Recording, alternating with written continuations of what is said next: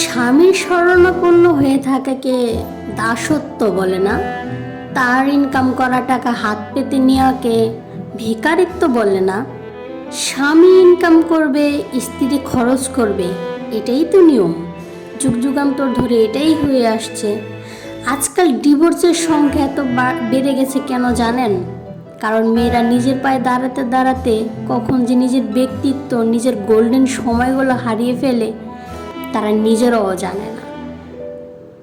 আপনি যদি 80 শতকের কথা ভাবেন বা 80 শতকের দিনগুলোর কথা মনে করেন, তখনকার মেয়েদের বয়স বেড়ে বিয়ে হওয়ার কারণ ছিল তাদের বাবা মা পণ দিতে পারতো না, সেজন্য।